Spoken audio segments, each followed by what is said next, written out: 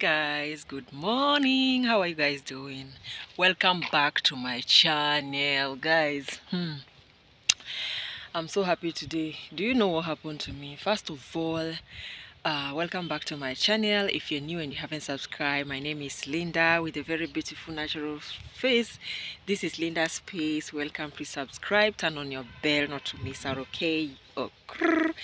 Anyway, guys, so today I'm super excited. Number one reason why I'm super excited is because today is Saturday, and as usual, your girl always goes to church on Saturday morning to go and clean and arrange the seats and prepare and sweep. Yes, your girl is always sweeping. I'm telling you guys that I'm a very humble human being.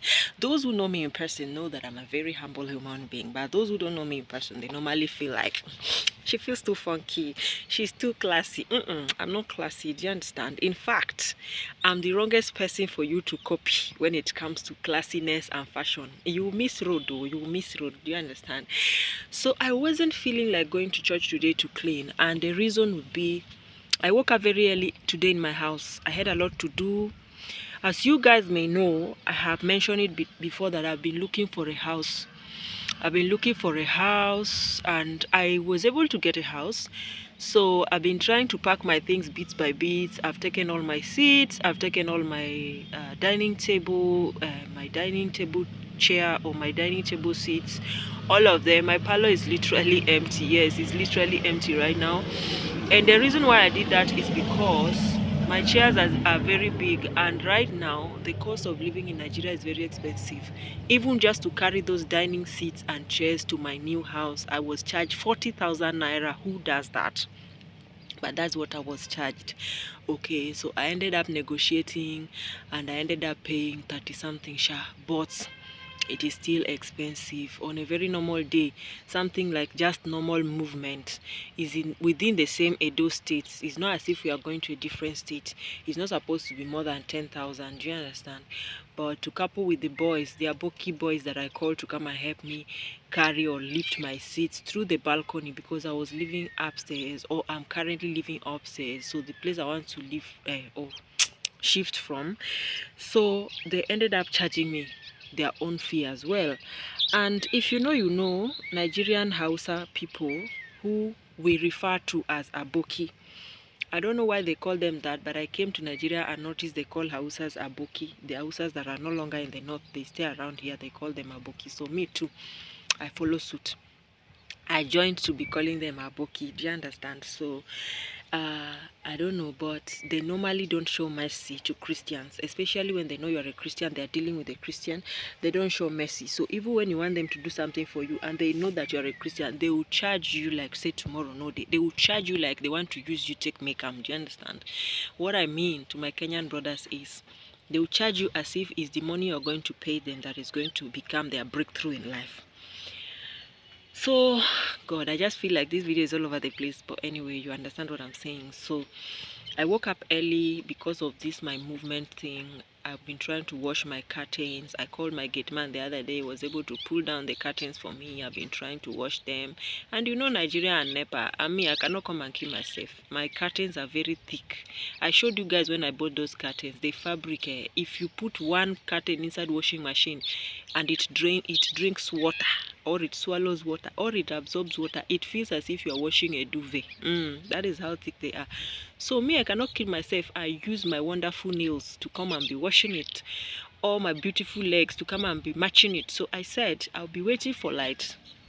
When NEPA decide to behave themselves and bring light, I'll be washing it bit by bit. So far I've washed 3 curtains and 2 inner curtains. Is remaining 1 that is already in the machine. Let it stay there. If NEPA brings light in the evening, because I know where I am now on my way back home, I say let me stay here and do this video. Where I am now, I know by the time I trek to my house, NEPA would have collected lights. Now, if you don't know, in Nigeria, light is wahala, light is problem. Nigerians are facing a lot of wahala. They are facing a lot of problems, but they will not tell you.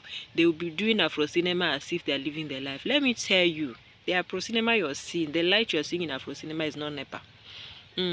Some of them, they are those big men that have big houses inside Lagos.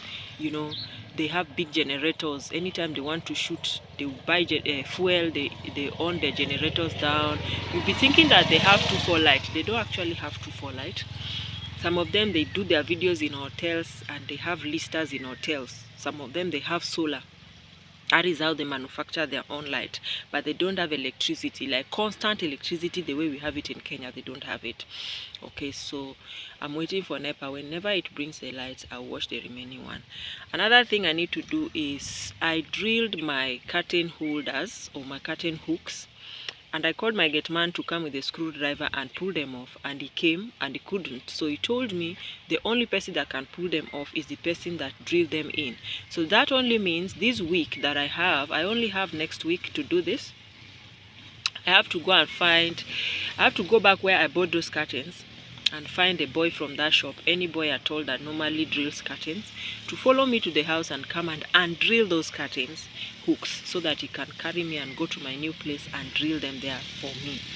Did I even mention that I went to my new house yesterday and the padlock at the gate refused to open, and I'd already carried my children there? Like, for real, guys. I only mentioned that I was going there, and they were all over me that I should go with them. They want to follow me. So I ended up carrying them along. My husband said I should carry them along, only for us to reach, and the gate padlock refused to open. Then something ministered to me. I guess that was the Holy Spirit. He said, the last time your door refused to open, what did you do? I said, I oiled it. Then I went and bought power oil. If you're in Nigeria, you probably know power oil by now. That oil that Mercy Johnson used to advertise, you probably know it by now. You guys have been adding so much weight, and apparently I'm adding weight to my nose as well. So one thing with me, I have a flat nose, and anytime I'm adding weight, my nose will also equally be adding weight. My goodness. But do you know, guys, that I dealt with this nose as my insecurity for a very long time and for many years. But growing up like this, I've gotten used to it. I've just gotten used to, like, this is the insecurity that I have to embrace. I've gotten used to not making it make me feel uncomfortable, okay? And it's one part of this thing that I normally don't like anybody to talk about or anybody to touch it, because it has been my insecurity for the longest time. I have a flat nose because my daddy equally has this kind of nose, and I'm my typical copy or carbon copy of my father. So the nose did not stay, the nose followed me too. And for the longest time in my life, I've never wanted anybody to talk about my nose, because it's something that has been my insecurity. And insecurity is something that the God created you with it. You didn't like it, but it is there, and there's nothing you can do about it unless you want to go and do a surgery. And thinking of how Michael Jackson did a surgery on his nose, and his nose turned out to be, and to me, after his nose surgery, he did his nose to be long like this. But after his nose surgery, he was no longer cute. To me, oh, I don't know. Maybe to you it was cute. He wasn't. I fear that. I feel like, what if I go and do a nose surgery to my nose, and then I look funny? See, I will now look like this, because they have to drill this to tighten it like this. I will now look like this. So it's one part of my body I've never wanted people to talk about. I don't want anybody to shun it. I don't want anybody to say anything negative about it, okay?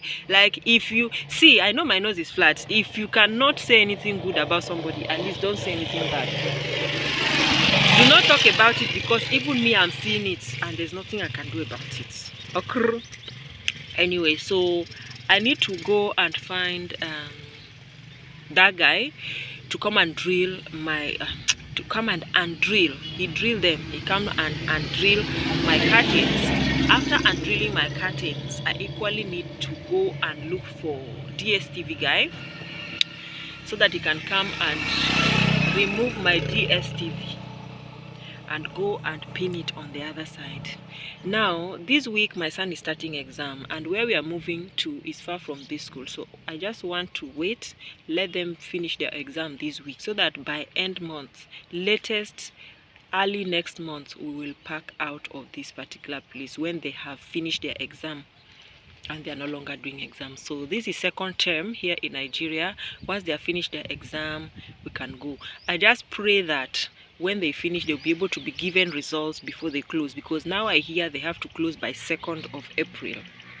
All schools around here should be closing by 2nd of April, and that is that. So hopefully they'll be able to, but knowing their school, they are always very sluggish. 98 chances are they will close and go home without report cards, without results, anything. And then when they open schools is when they will, you understand. But because it's 2nd term and he's still going to the same class 3rd term, I don't think it will be a problem.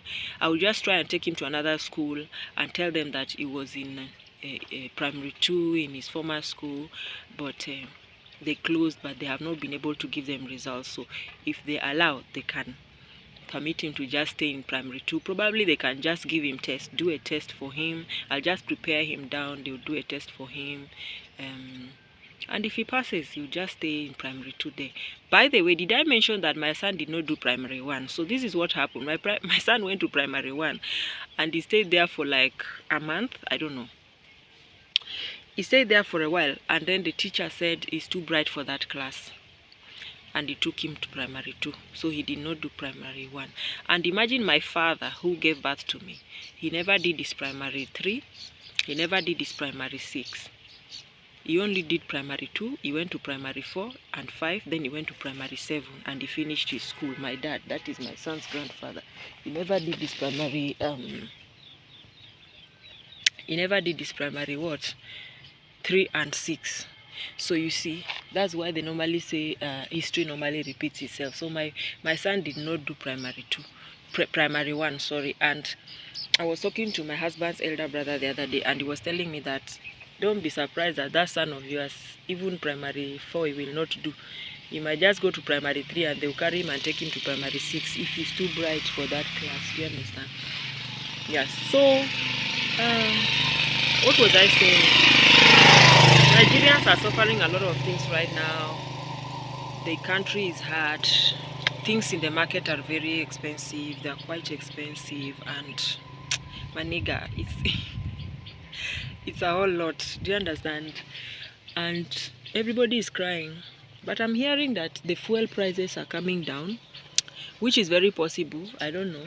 It's been a while I bought fuel, so I really don't know. Cows are coming, and me, I'm always very scared of cows. Now let me gist you what happened to me and cows. When I was young, when I was in primary 2, I went to buy a pen in one home that was next to my school. And then a cow knocked me down, and that cow dealt with me. Since that day, I fear cows so much.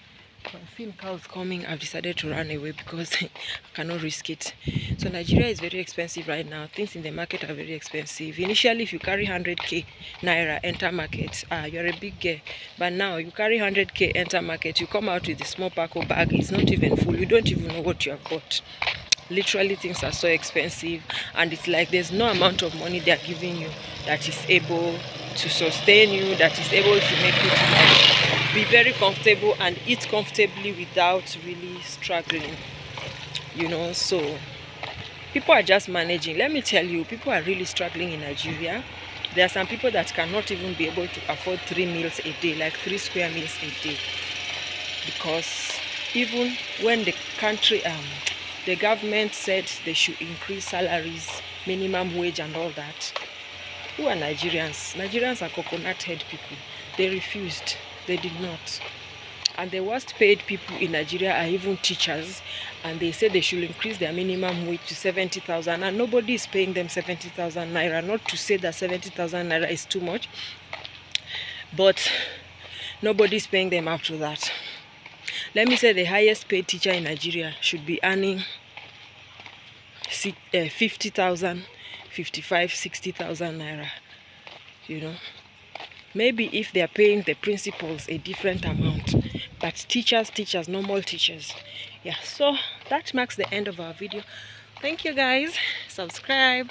I'll see you guys in my next video. Bye.